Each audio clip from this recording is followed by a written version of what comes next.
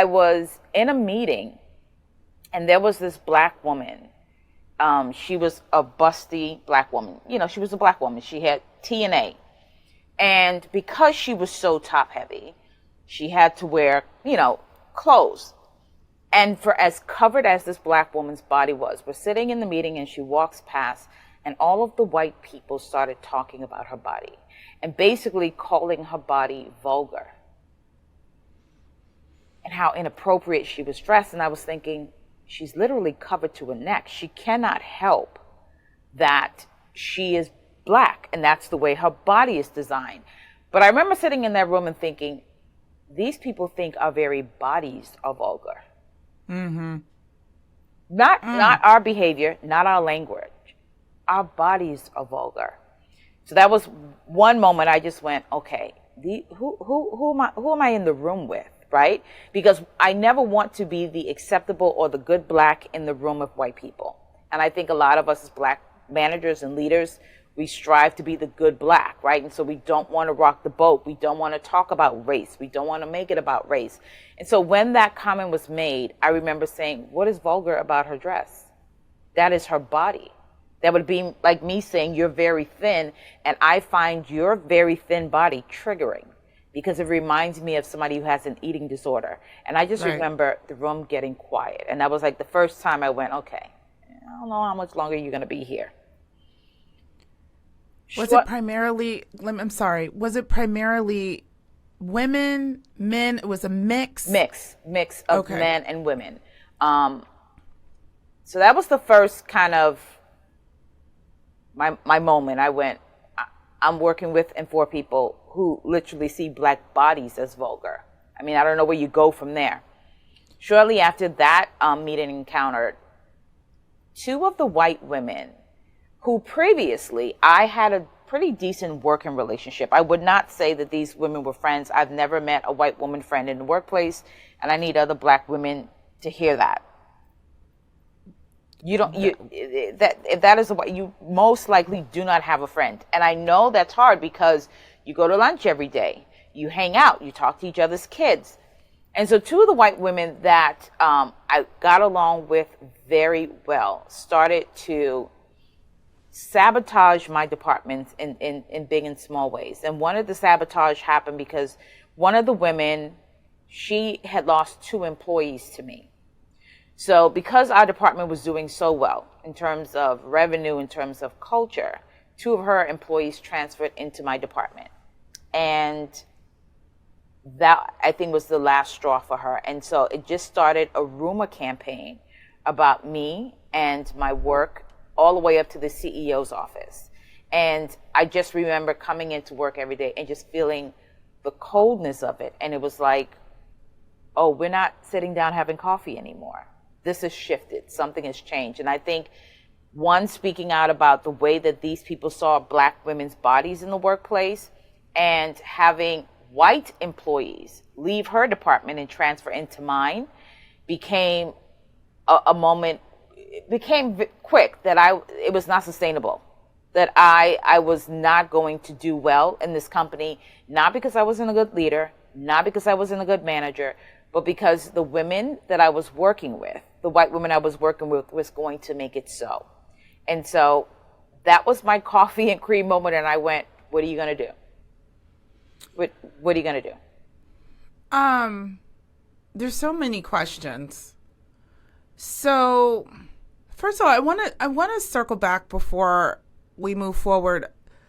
It's pretty understood and well known, I feel, that, and this is what I've heard, and you tell me, they put you in a position that's already difficult, right? Correct.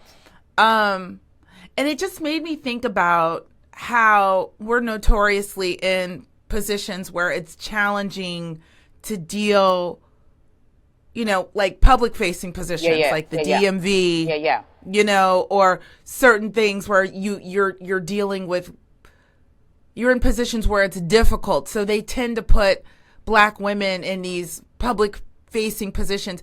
That's something you've seen a lot of with your experience. Mm-hmm. Yeah.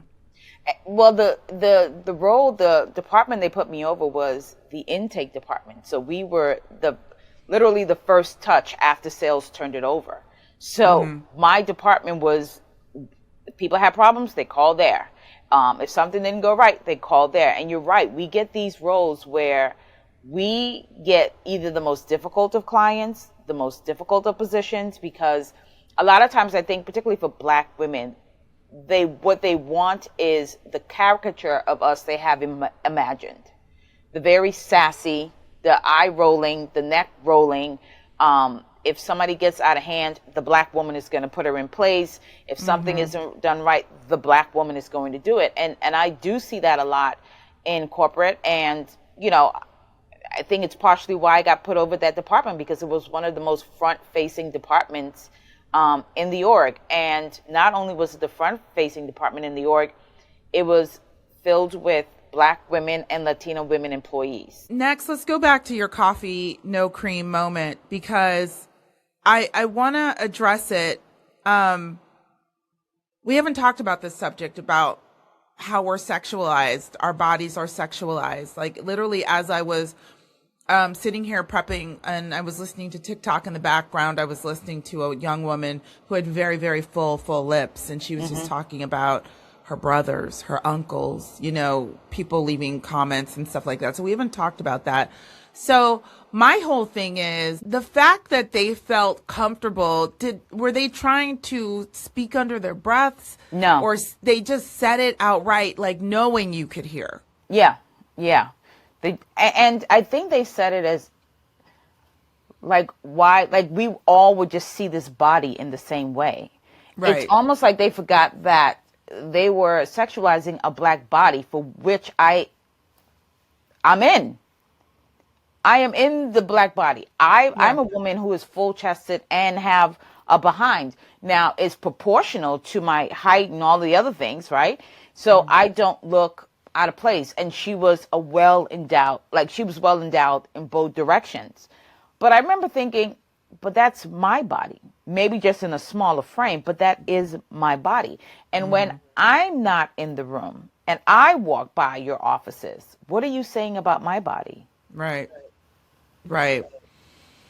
It's like that whole, they forget who they're talking to. They forget. So I had done a TikTok, and I don't have it pinned anymore, but it went like crazy viral. And what I said in that TikTok is that for a lot of white people, Black people are background noise. We're background characters. It's almost like they forget that we're there.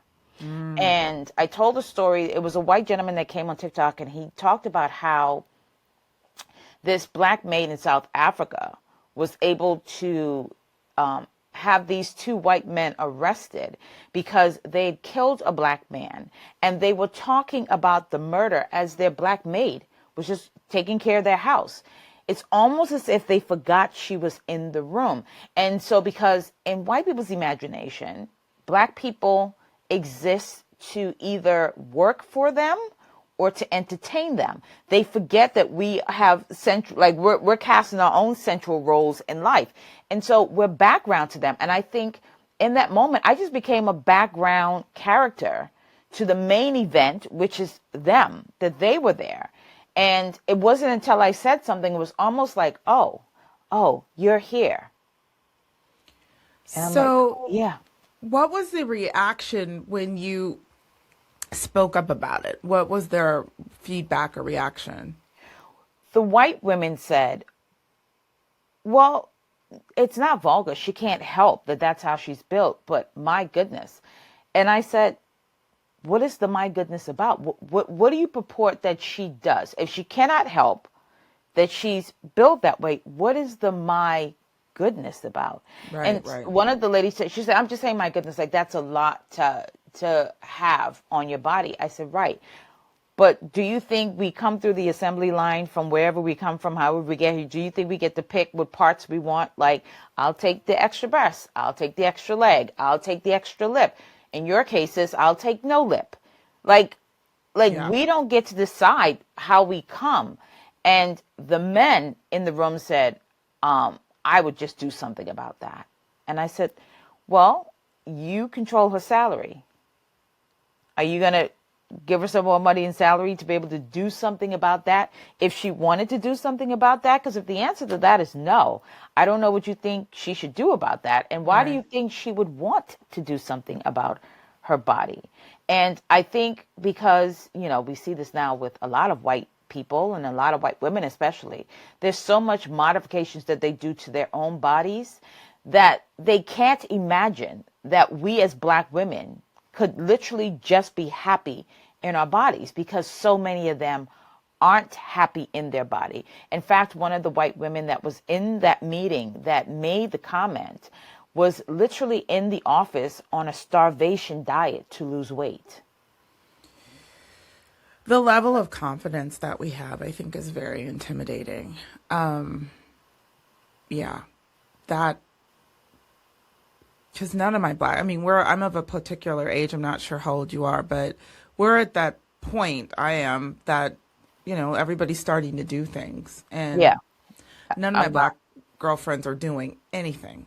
Anything. And I think the comments on that Black woman's body, because I think a lot of white women exist in bodies they're not happy with. So the concept that you could be happy in a body that they don't deem as beautiful, they just can't wrap their minds around that, because how are you happy in that body? That body I would never want.